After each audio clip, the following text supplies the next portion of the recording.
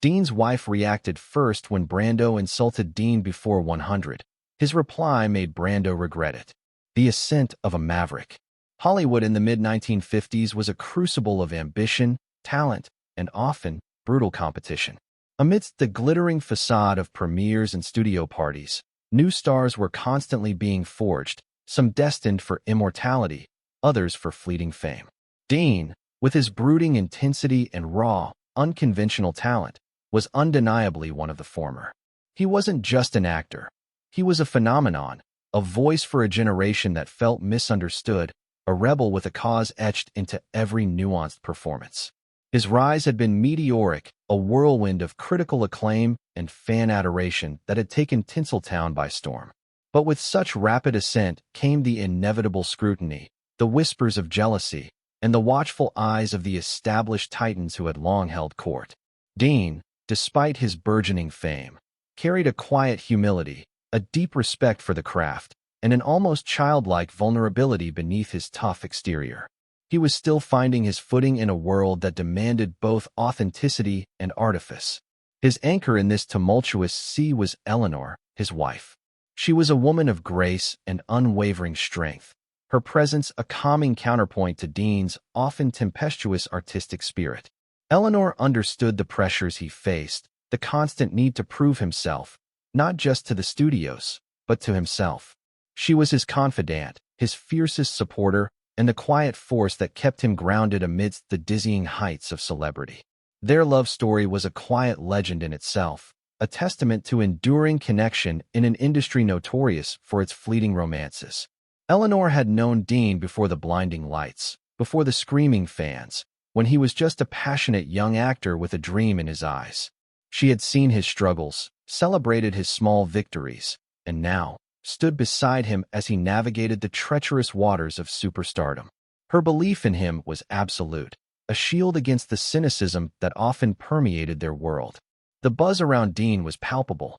His latest film had just premiered to rave reviews, solidifying his status as a leading man and a serious dramatic actor. The industry was abuzz with predictions of awards, and his name was on everyone's lips.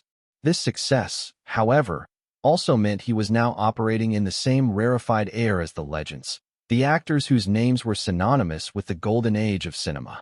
And among those legends, none cast a longer, more imposing shadow than Marlon Brando. Brando was an institution, a revolutionary force who had redefined acting itself. His method, his intensity, his sheer magnetic presence had set a new standard. He was the king, and Dean, in the eyes of many, was the heir apparent, a challenger to the throne. This unspoken rivalry, fueled by the press and the industry's insatiable hunger for drama, simmered beneath the surface. Dean admired Brando's talent immensely, studying his performances, learning from his groundbreaking approach. But he also knew that in Hollywood, admiration could quickly curdle into resentment, especially when a new star threatened to eclipse an old one. The upcoming Golden Globe Gala was set to be a landmark event. It was not just an awards ceremony. It was a declaration of status, a gathering of the industry's elite, where careers could be made or broken with a single word, a single glance. Dean and Eleanor had received their invitation, a gilded card that felt heavier than usual. It signified their arrival, their undeniable place among the pantheon. But it also meant an inevitable encounter with the very figures who might view Dean's ascent with a mixture of awe and apprehension. Eleanor, ever perceptive, sensed the undercurrents. She knew this night would be more than just a celebration. It would be a test of Dean's composure, his resilience, and his ability to stand tall among giants, some of whom might not be so welcoming. As Dean meticulously tied his bow tie in front of the mirror, his reflection showed a man on the cusp of greatness, yet still carrying the weight of expectation. Eleanor, watching him, offered a gentle smile. "You're going to be brilliant tonight, my love," she said, her voice a soothing balm. "Just be yourself." Dean turned, his eyes meeting hers, a flicker of gratitude passing between them. He knew that no matter what the night held, with Eleanor by his side, he could face anything. The stage was set, the players were ready, and the curtain was about to rise on a night that would be etched into Hollywood lore. If you're enjoying this deep dive into Hollywood's golden age and the untold stories behind the legends, make sure to subscribe to our channel for more captivating narratives. The grand ballroom of the Beverly Hilton shimmered under the soft glow of crystal chandeliers. A symphony of hushed conversations, clinking glasses, and the distant strains of a jazz orchestra filled the air. Over 100 of Hollywood's most influential figures, from studio heads to legendary directors, iconic actors to powerful agents, mingled amidst the opulent decor. It was a spectacle of wealth, power, and talent, a microcosm of the industry itself. Dean and Eleanor arrived, a striking couple who immediately drew attention. Dean, in a perfectly tailored tuxedo, exuded a quiet confidence, his eyes scanning the room, absorbing the atmosphere. Eleanor, radiant in a sapphire gown, moved with an innate elegance, her hand gently resting on Dean's arm, a silent anchor. The flashbulbs popped incessantly as they navigated the red carpet, a gauntlet of eager photographers and reporters shouting questions. Dean offered his characteristic enigmatic smile, while Eleanor, accustomed to the frenzy, offered polite, brief answers. Inside, the buzz around them was undeniable. Friends and colleagues approached, offering congratulations on his latest film, their words laced with genuine admiration. Dean, though still somewhat uncomfortable with the relentless spotlight, accepted the praise with grace, always deflecting some of the credit to his collaborators. Eleanor watched him, a swell of pride in her heart. He had come so far, and he deserved every bit of this recognition. As they made their way towards a table near the stage, Dean felt a familiar tremor of nerves. This wasn't about performing on screen. This was about performing in life, under the unforgiving gaze of his peers. He knew Brando would be here. The industry grapevine had been buzzing about their potential encounter for weeks. Dean had rehearsed in his mind how he would greet the legend, a respectful nod, perhaps a brief, deferential conversation. He wanted to convey his admiration without appearing starstruck, his ambition without seeming arrogant. Then, across the crowded room, he saw him. Marlon Brando, a figure of immense gravitas, held court near the bar, surrounded by a deferential circle of admirers. Brando's presence was magnetic, a force of nature that seemed to bend the light around him. He was older, more established, his reputation already cemented in the annals of cinema history. Dean felt a knot tighten in his stomach. This was it, the moment of truth.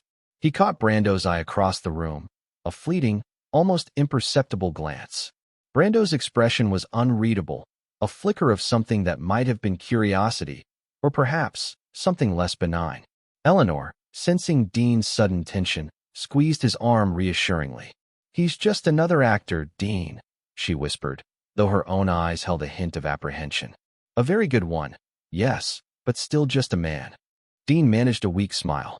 He knew Eleanor was trying to ease his mind, but Brando was more than just another actor.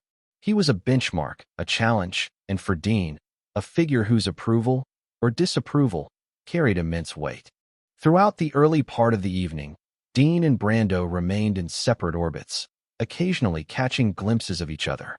Dean observed Brando's easy confidence, his almost regal bearing, the way people gravitated towards him. He saw the subtle nods of respect, the hushed tones when Brando spoke. It was clear who commanded the room. Dean, despite his own rising star, still felt like an outsider, a newcomer trying to find his place among the established order. The tension in the air, at least for Dean, was palpable, a silent hum beneath the festive chatter. He tried to focus on Eleanor, on the pleasant conversations with friends, but a part of him was constantly aware of Brando's presence, like a storm cloud on the horizon. As the awards ceremony began, the lights dimmed, and a hush fell over the room. Dean found himself seated at a table with Eleanor, surrounded by other nominees and industry veterans. He tried to relax, to enjoy the moment, but the earlier encounter, or lack thereof, with Brando had left him unsettled. He knew that in this world, silence could be as loud as a shout, and a dismissive glance could cut deeper than any insult. He just hoped the night would pass without incident, allowing him to celebrate his achievements with Eleanor and move forward. But Hollywood, as they both knew, rarely allowed for such simple resolutions. If you're captivated by this tale of ambition and defiance, give this video a thumbs up. Your engagement helps us bring more stories like this to life." The awards portion of the evening was in full swing, punctuated by polite applause and the occasional roar of genuine excitement. Dean had won an award for his performance, a moment of pure elation mixed with profound humility. He had thanked his director, his co-stars, and most importantly, Eleanor, whose unwavering support he credited as his bedrock. As he returned to his table, the warmth of the spotlight still lingering, he felt a sense of accomplishment, a quiet triumph. Eleanor squeezed his hand, her eyes shining with pride. During a brief intermission, as guests stretched their legs and refilled their champagne flutes, Dean found himself momentarily separated from Eleanor, who had gone to speak with a friend. He was standing near a cluster of industry heavyweights, basking in the afterglow of his win, when a shadow fell over him.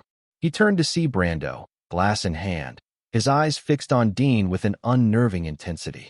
The circle of people around Brando had subtly widened, creating a small, expectant clearing. The air grew thick with anticipation.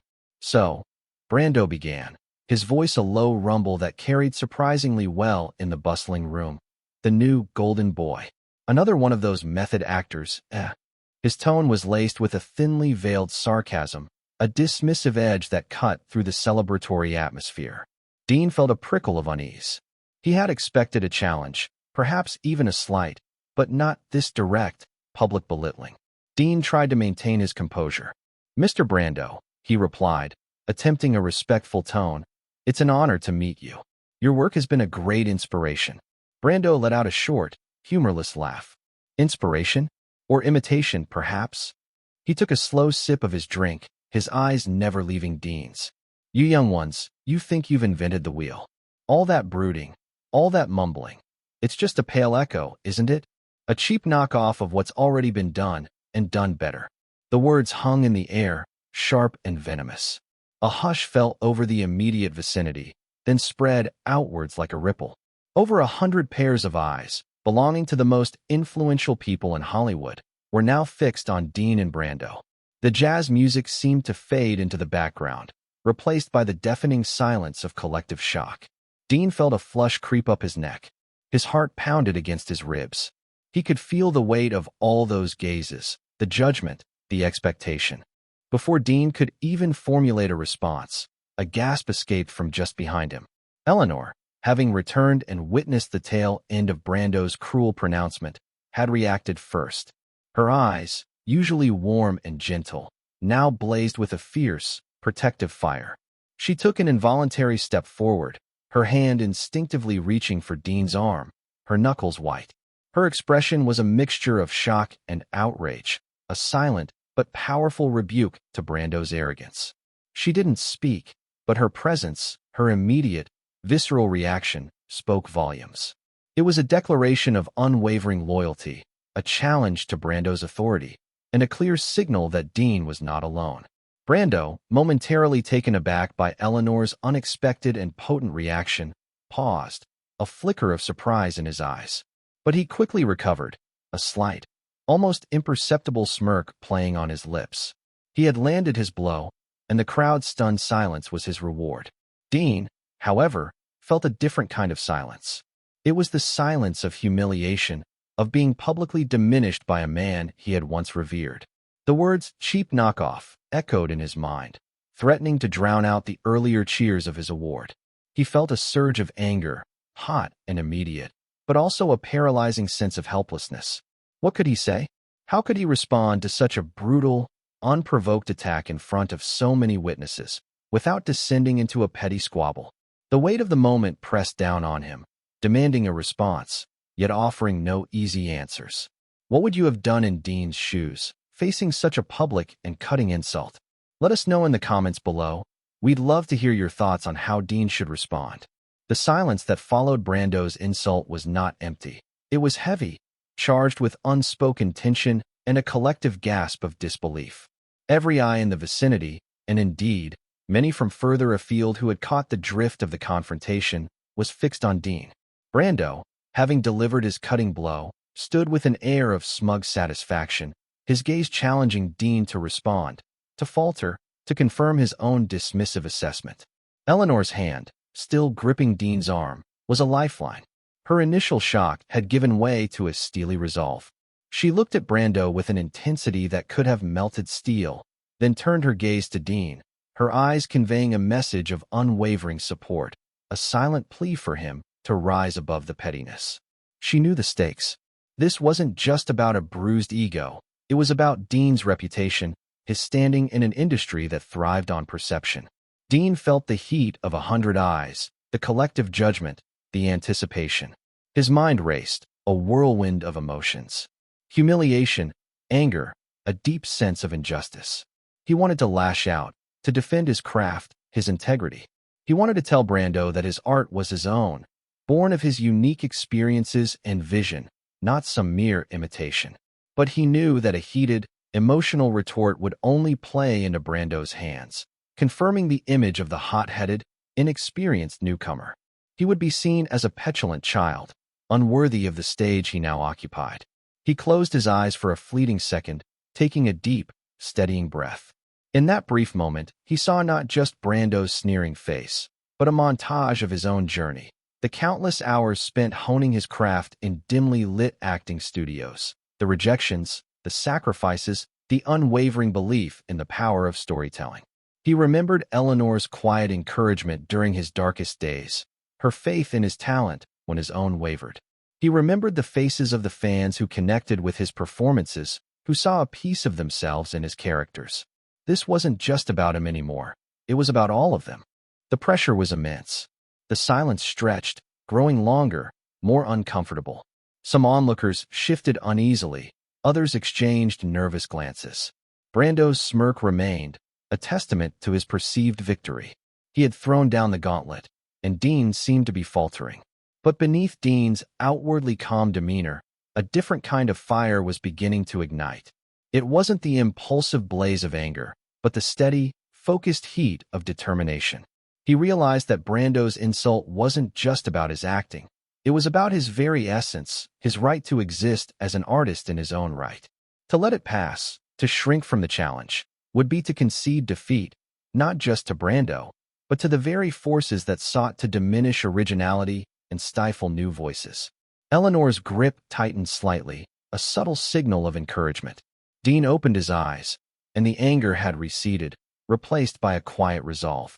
He looked at Brando, not with fear or resentment, but with a newfound clarity. He understood that Brando, for all his genius, was also a man, perhaps insecure, perhaps threatened, perhaps simply arrogant. And arrogance, Dean knew, was a weakness that could be exploited. He began to formulate his response, not as a direct counterattack, but as something more profound, something that would transcend the petty squabble and elevate the conversation. He would not stoop to Brando's level. He would not engage in a shouting match. Instead, he would use his words as a surgeon uses a scalpel, precise, incisive, and ultimately transformative.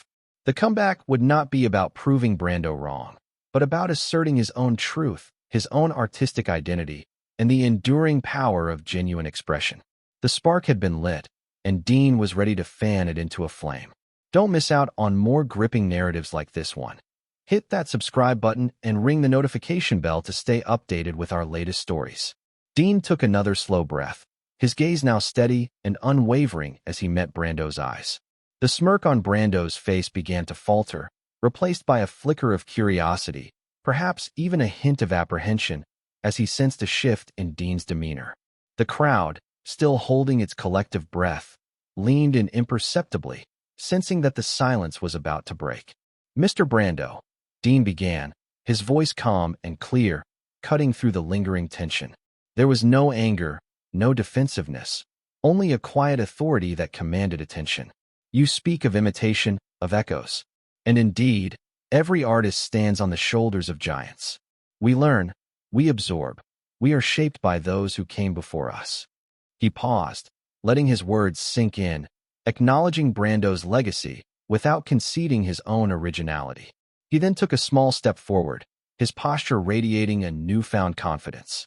"But there's a difference, sir, between an echo and a voice. An echo merely repeats what has been said. A voice, however, takes what it has learned, filters it through its own unique experience, its own pain, its own joy, and then speaks something new, something that resonates with its own time, its own generation. Dean's eyes held Brando's, unflinching. You, Mr. Brando, were a voice. A powerful, revolutionary voice that changed the landscape of acting forever. You spoke for your generation, and you did it with an honesty that was breathtaking. He paused again, allowing the weight of his compliment to settle, disarming Brando with unexpected praise. Then, Dean delivered the coup de grace, his voice dropping slightly, but gaining in intensity. But a true voice, sir, doesn't just speak for itself. It inspires others to find their voice.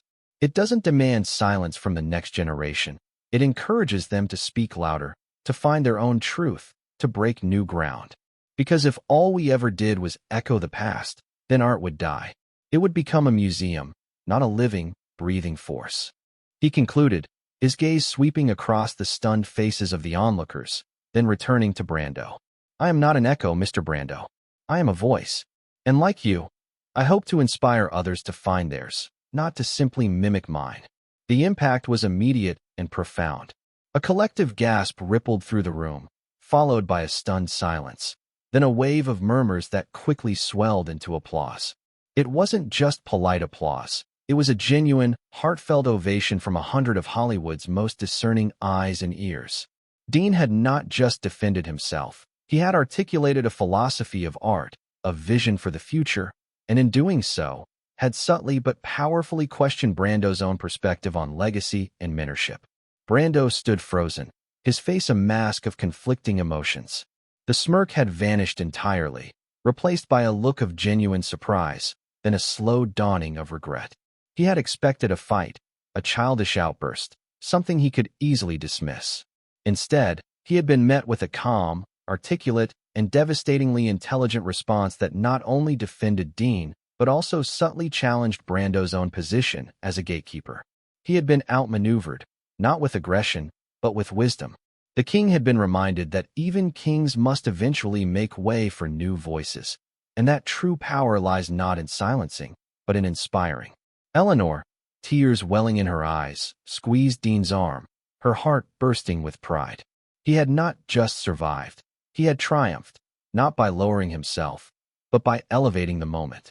Dean offered Brando a small, respectful nod, a gesture of peace rather than victory, and then, with Eleanor by his side, turned and walked away, leaving Brando standing alone amidst the lingering applause. The incident became legendary, whispered about in studio backlots and recounted in hushed tones for years to come. It didn't diminish Brando's legacy, but it certainly cemented Dean's. It proved that Dean was not just a talented actor, but a man of profound character and intellect, capable of standing his ground against the most formidable figures in the industry. More importantly, it strengthened the bond between Dean and Eleanor, a testament to their shared values and unwavering support for each other. Dean's comeback wasn't just a clever retort. It was a declaration of artistic independence, a moment that defined his place in Hollywood history, and a powerful reminder that true respect is earned, not demanded. If you felt the tension in that room, or rooted for Dean's powerful comeback, show your support by liking this story and sharing it with others who appreciate tales of courage and integrity.